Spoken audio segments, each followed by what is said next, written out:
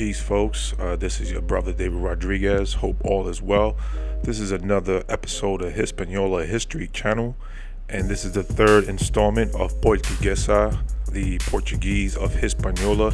This part is called the Brotherhood. The Brotherhood is going to get into the pre-Columbian empires that existed prior to the Europeans arriving. The Portuguese Brotherhood. The Portuguese were forming these alliances and brotherhoods with some of these quote-unquote bearded Aboriginals. We're going to get into that. And what's going on with this Kingdom of Brazil and how that relates to the history of Hispaniola. So let's get into it. This is the Hispaniola History Channel, La Historia de Hispaniola, presented by David Rodriguez.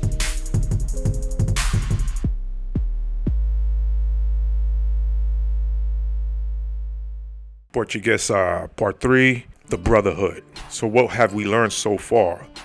And the earlier parts, we learned that some Dominicans and Afro-Caribbeans of today have Portuguese genetics and ancestry, and that the term white people is legally defined as descendants of Europeans, not based on skin tone or physical descriptions. That the Portuguese were the first Europeans to travel and create ports around the world, which gave them economic and political advantages. The Sephardic Jews were the elite amongst the early Portuguese, and we got into some records of them being very dark-skinned. We also got to get some insight on the Knights of Santiago and their Portuguese origins, and how it connects to the saints and Spain, how it symbols and shields on this story of Santiago. The Knights' early presence in Hispaniola and the Americas. We also talked about El Camino of San Diego versus the El Camino of Spain in Europe. So now, going into the Brotherhood, Portuguesa, Part 3, we want to understand what were some of these pre-Columbian empires that were in full swing when the Europeans first arrived. In order to understand what became America after Columbus discovered it, quote unquote, it's important to acknowledge what was America before he arrived. As you know, one of the more powerful and well-known empires were the Mayans, a warrior class and also priesthood class of people. And as you can see at some of these murals, it depicts a race of people who looks very much similar to some of the folks who are in the Americas today. So we know of the Mayans. We also know of the Aztecs. There are many documents and murals and many recorded interactions between the Europeans and the Aztecs. We also know of the Incas.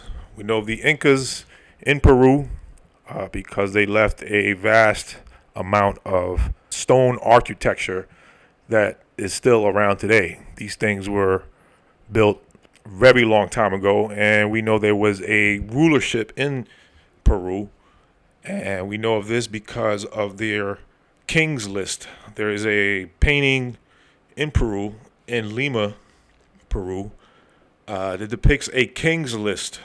We have a particular interaction going on in this painting between one of the kings of the Inca Empire handing over the scepter, the royal rod, handing it over to Carlos V, or King Charles V, Carlos Quinto.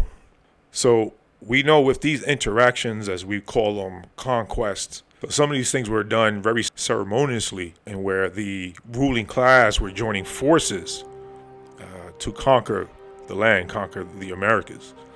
We know the story of Cortez and his interaction with Montezuma, and how Cortez married into Montezuma's family, and Montezuma's daughter marrying Spanish nobles. So a lot of these things that we call conquests were really intermarrying and alliances going on between noble classes, between the Europeans and those kingdoms of the Americas. A few of us may know of or heard of the Muisca tribe. They were a tribe known for their ironworks and also their gold. Their possession of gold is what might have caused the legend of the El Dorado, famed 7 cities of gold. They attracted certain Europeans to come over and explore and find and pursue this gold.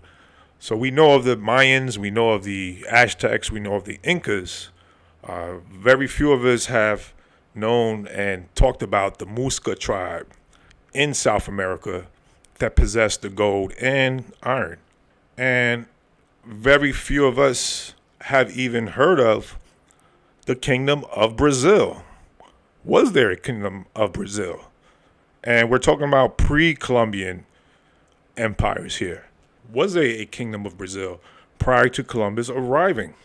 When we talk about black folk and melanated Americans, the highest concentration of melanated Americans is not in North America, is in Brazil, even to this day. So let's get into an understanding of the culture of the Americas. Prior to Columbus arriving, we know there was war going on and slavery before Columbus. Slavery has historically been a byproduct of war.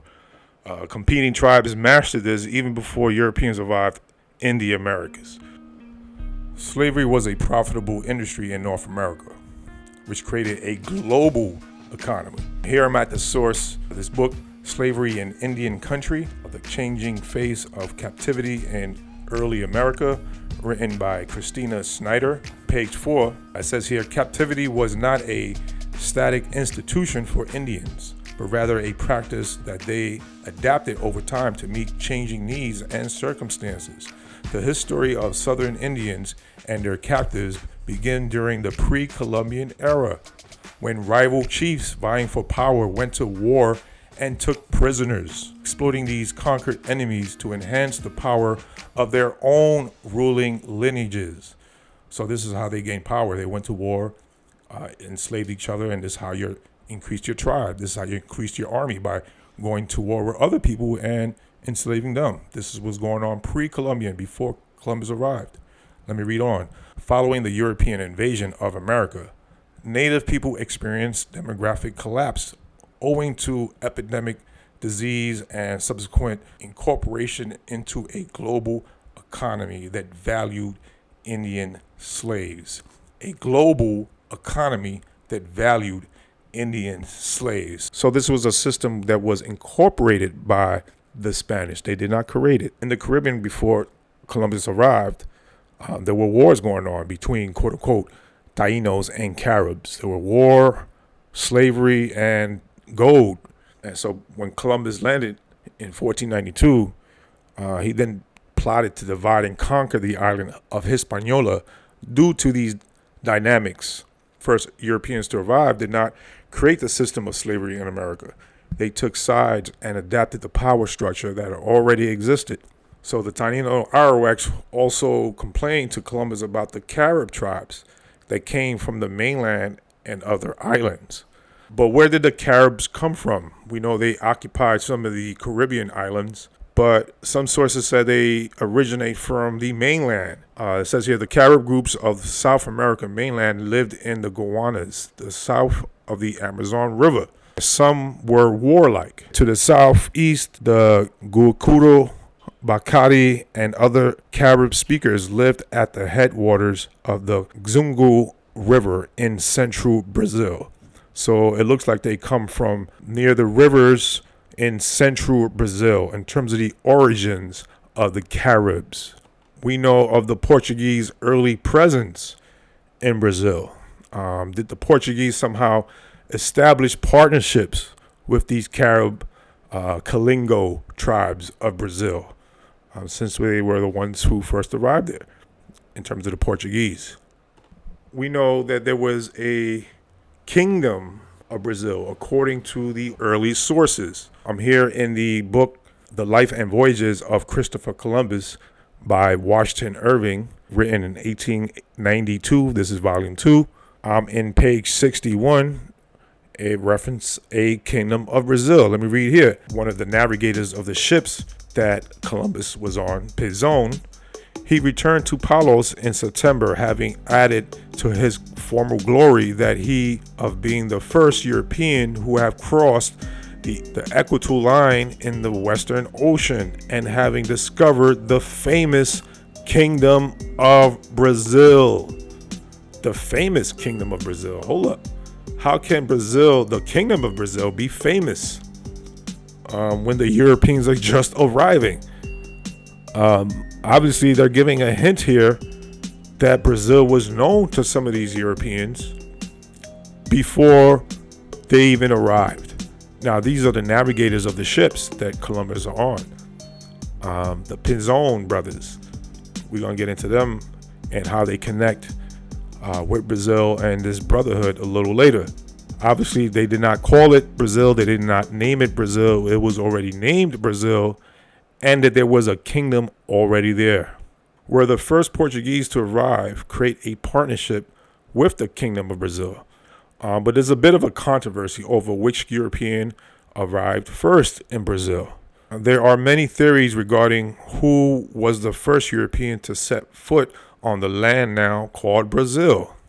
Besides the widely accepted view of the Cabral's discovery, some say that it was Duarte Pacheco Pereira between November and December of 1498. That's very early, 1498. And some others say it was first encountered by Vicente Yanez Pinzon, a Spanish navigator who had accompanied Columbus in his first voyage. So there's some sort of discrepancy in terms of who to credit in stepping foot in Brazil and claiming it for the Portuguese. Vicente Yanez Pinzon, the navigator for Columbus.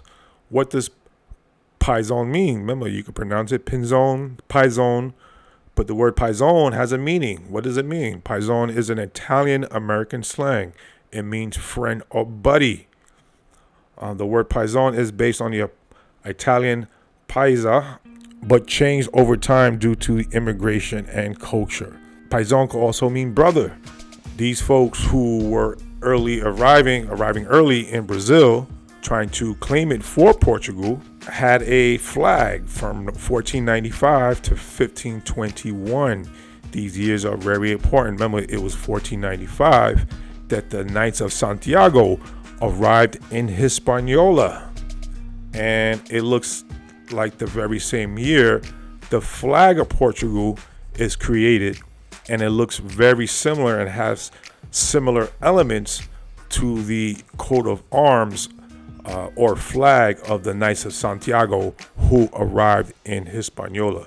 And as you can see, certain connections with the number 5. The crown has 5 gems on the crown, 5 crown tips, 5 golden crown tips.